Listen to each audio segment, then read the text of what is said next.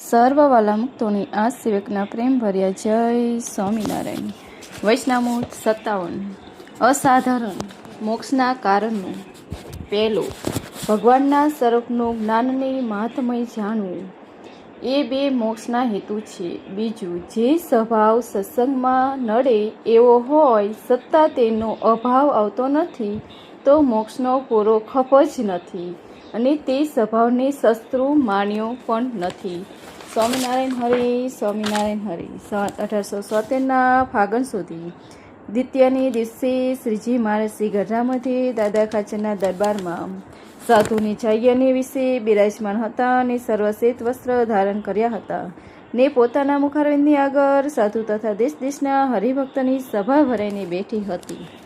પછી શ્રીજી મહારાજ બોલ્યા, જેને પ્રશ્ન ઉત્તર કરતા આવડે તે એક એક પ્રશ્ન પૂછો.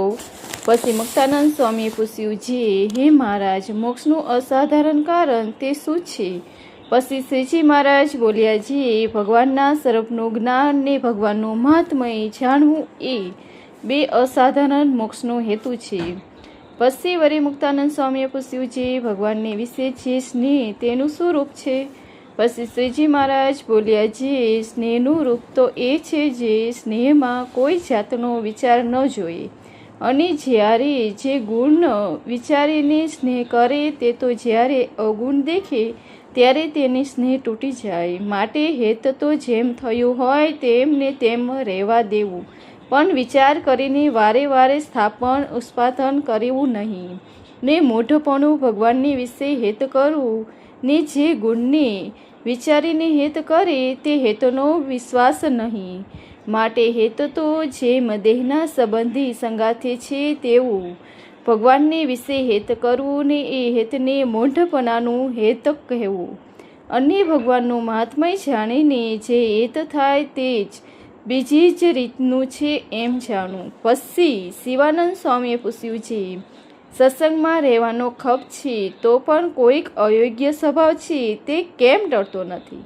પછી શ્રીજી મહારાજ બોલ્યા, જે સ્વભાવ સત્સંગમાં અંતરાય કરતો હોય તે ઉપર જેને અભાવ ન આવે ત્યાં સુધી એને ક્યાંય સત્સંગને પૂરો ખપ છે ને તે સ્વભાવને પણ કયા પૂરો શસ્ત્રુ જાણ્યો છે.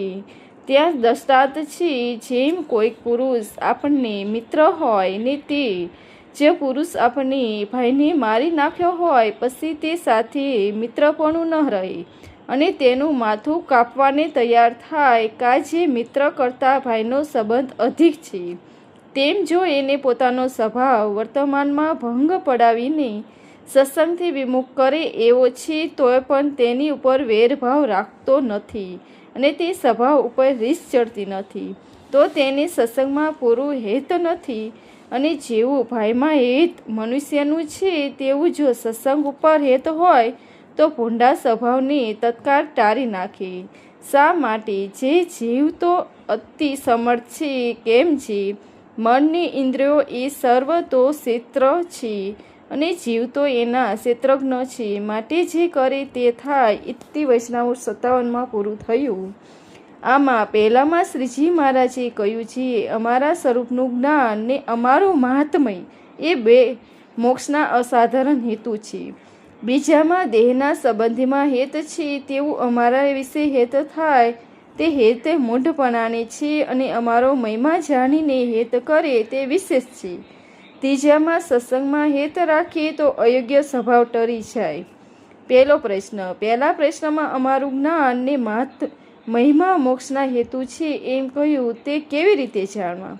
તો ઉત્તર, સર્વ ક્રિયાના કરતા થકા અકર્તા જાણવાની, સર્વના સંગી થકા સંગી ને નિર્લપ જાણવા અને જીવના કલ્યાણને અર્થે મનુષ્ય રૂપે દેખાતા હોય તો પણ જેવા અક્ષરધામમાં દિવ્ય છે તેવા દિવ્ય જાણવા તે શ્રીજી મહારાજના સ્વરૂપનું જ્ઞાન કહેવાય. આ જ્ઞાનનું રૂપ અને મહિમાનું લક્ષણ કર્યું છે એમ. બીજો પ્રશ્ન.